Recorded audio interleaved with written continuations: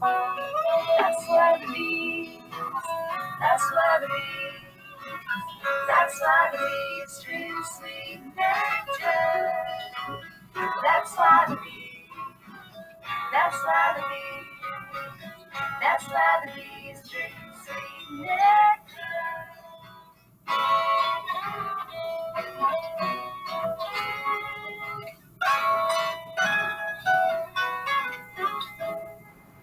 Hi, my name is Branko Pichorn, and I would like to show you the workings of bees in this bi-level hive, which is a bottom box, is longer box as you see it. Entrance is on this side, and this is how we find it in the springtime.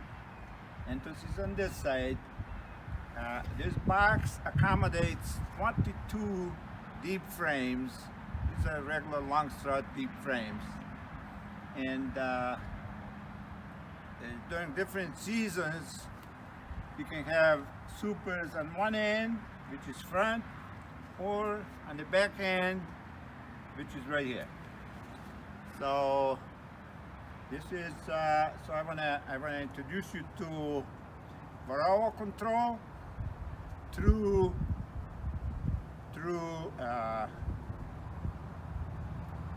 brood break using trapping comb technique, as was introduced to us by Dr. Ralph Buchler in the video that we saw. So let's get to it. I explained the bi-level hive. Let me go on the back for easier working. You'll see the manipulations as we go through it. So this is in the springtime. We have, I'll uncover this. This is where our usually bees are, in upper brood box, and on top of it we have a quilt, which is like insulating and ventilating quilt. The way we let it insulate, keep it dry, moisture control, is we put excluder on, put a little piece of wood over the excluder to keep the outer cover up, so we have constant ventilation. That keeps the control of the moisture, which is very important. So now let me just remove it. This insulation and also to evaporate the moisture, I use 2 pillows with burlap bags with wood sheep, with sheep wool insulation inside. So let's remove that. So if we go to first inspection in the springtime, what we do, we don't follow the calendar, but we follow the nature, and when we see dandelion blooming and a nice warm day, we feel it's time for first inspection. So we uncover the thing. This is where the bees are. We evaluate the strength of the family. We evaluate the food sources, how much food they still have, because at this time of the year they need a lot of food because they're expanding greatly and fast. So we also pull out one brood frame. I'm using empty frames for this show. My bees are on the back, and for easier manipulation I just use empty frames. So let's say we pull out the brood frame to evaluate the brood for health, so we make sure there's no diseases, and also we can evaluate the queen. If the brood is nice and solid, that means the queen is really well, working hard. Where on the other hand, if there's brood patches here and there, something's wrong with the queen. So this is our first inspection. And we cover things back up, put the quilt back on, and wait till second manipulation. which would be in few weeks. That means like closer to the like beginning of May, let's say. Beginning of May, this box is almost full of bees. Let's say 8 frames out of 10 are covered with bees. Then we know it's time for what we call brood box reversal, which is in essence swarm control. Since what we do, we take both brood boxes off a bottom board, and we reverse and put them back in a reversed order. So that means that full one is at the bottom on the board, and then the empty one goes on top. So now bees feel they have plenty of room above. The queen can move up and lay eggs, so they won't have tendency to swarm. So what we do in this hive, we don't lift any boxes. What we do, we just open this up, open the cover,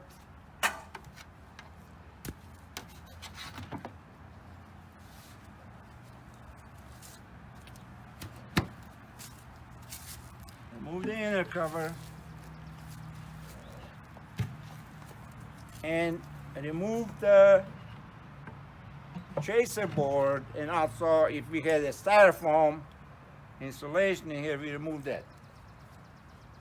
And we take food frames, which are usually on the side, and we also put them on the side of the box, which is on the back end.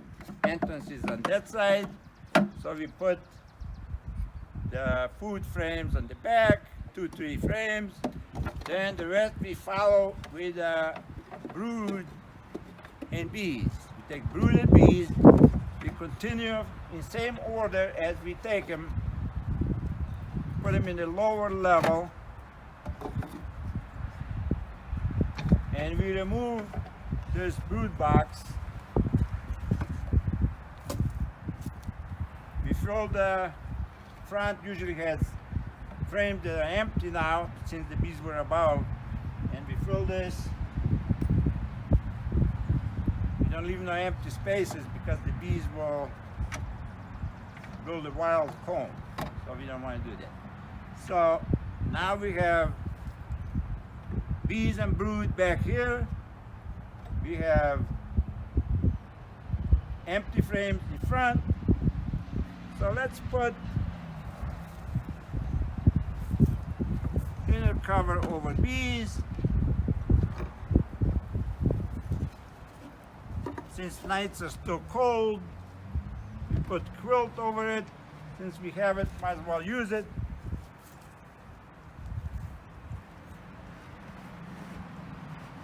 Put this.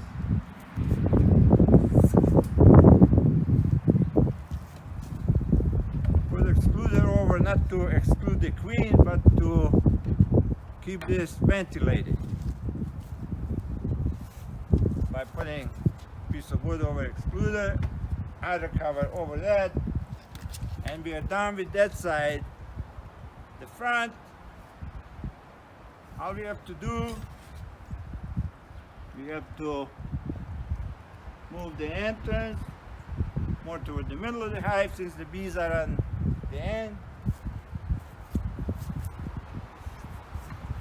And we cover the front with the covers that we have.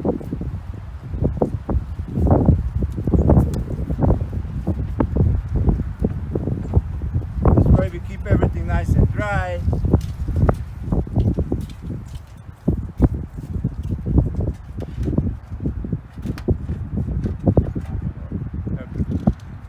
Everything nice and dry.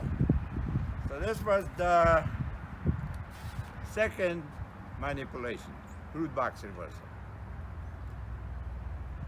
Then we have time toward the middle of May or whenever the locust blooms. We guide ourselves by nature again. When the locust is blooming, the nectar, the bees are strong already, and the nectar is coming in. So what we do real quick, we remove the quilt,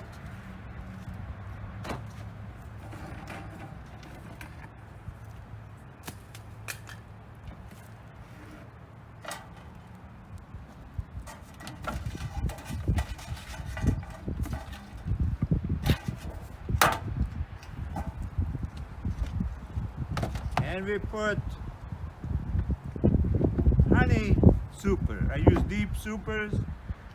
You can use optional, whatever you like. We put honey super and framed with honeycomb, with comb built, if we have it. If not, we put some foundation or foundation-less.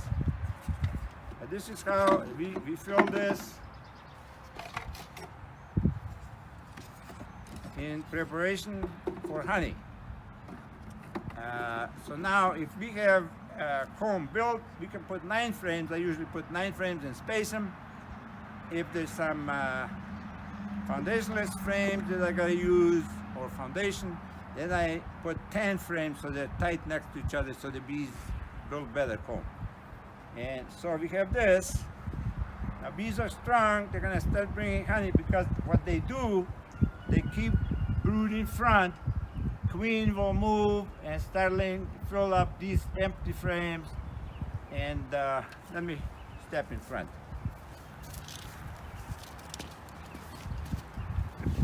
So bees are collecting nectar, and they like to put nectar whether above brood or behind brood, which is behind the hive. So now you can already move the entrance more on this end of the hive, so the queen will try to work her way, and we'll have brood in here, honey back here, and extra honey they'll put above into the honey super.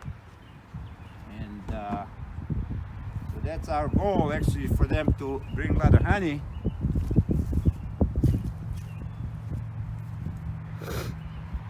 Then we have, I'd say about a month's time, the bees are working, they have plenty of room for honey, plenty of room for brood, so there's not too much to, they're healthy, we check them, not too much to worry about for a month.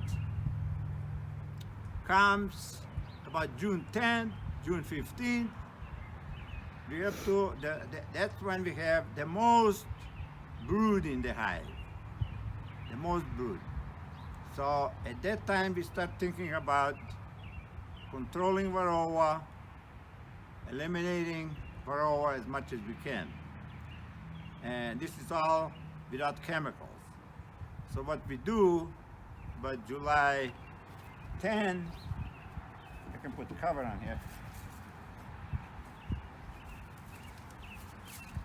Let's cover this up so the bees can put honey in there. And when we check this during the flow, if we see that this box is full of bees, we add another honey super on top, so get more honey. So we love to do that. I am sure all the beekeepers love to do that. So in the meantime, controlling Varroa, we open this lower side of the hive.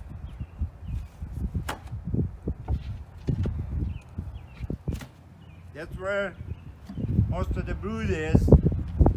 So what we do, we put a queen. That's about June 10, June 15th. From locust flow till June, we had about a month. And now June 10 is here. Let's say June 10, June 15. What we do, we install the queen cage. How do we do that? On front side of the hive, we put queen excluder in, see it, vertical. The way I make it the cage, that is, I make it 3 frames wide. That's optional. Some people like 1 frame wide. I use 3 frame wide. And what you have to make sure that the excluder is queen tight, because the queen will run out and defeat your whole operation if there's a little hole someplace. So now this is how I do. This is the cage, 3 frames, and brood is over on this side. It's mostly brood nest. So what we do, we have one or two frames of food, honey and pollen, and in this empty space, we find the queen, she's right there, and we put the queen on an empty frame, and we put her right in the cage. So she doesn't have no other place, so she's gonna lay up this empty frame real nice and fast. And the rest of the nest, of course, young brood will get covered, the older brood will start hatching, so you have more bees, a lot of bees. So after you did this cage operation, you wait 7 days. On the 7th day, you take this frame that queen just laid up, so it's young, where there's still some eggs or young brood, and you put it in the middle of the brood nest. This is like Varroa trap now. Since Varroa don't have no other places to go anymore, they will go into this frame. And in here, to queen, you give another empty frame for her to lay eggs in. Now these empty frames can be drone frames. Drone frames are even better than worker frames, but worker frames work well too. So now we have every 7 days we exchange these frames. The one that is sealed, the first one that is already sealed, that's we take it out, we make sure that it's sealed. If it's not, we wait a day. After it's sealed, we take it out, brush off the bees, put it in the freezer. And so that's how we exchange these frames, always from the queen cage into the brood nest, from the brood nest into the freezer. And every 7 days. So you have day 7, day 14, day 21, and day 28. On day 28, you remove the last frame that queen laid up, remove frame number 3, freeze it, and put the frame number 4 in here in the brood nest. At that time, day 28, you can release the queen into the hive. How do you release the queen? The way I do it, I just remove the cage, which is the excluder, queen excluder. So the queen will go and find a lot of room here and lay a lot of eggs, hopefully, for your winter bees and start winter preparations. So what I like to do before I release the queen and remove the cage, I like to extract honey. So since I don't use excluders for honey, and the queen can technically go any place once it's released, so I remove honey supers before I release her. I remove all this. So now the queen can, and I also, if there's empty frames here, I remove those.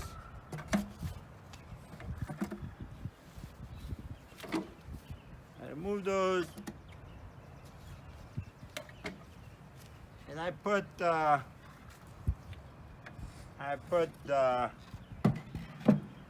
do that in a second. The queen is now released. I put another brood box over the bees.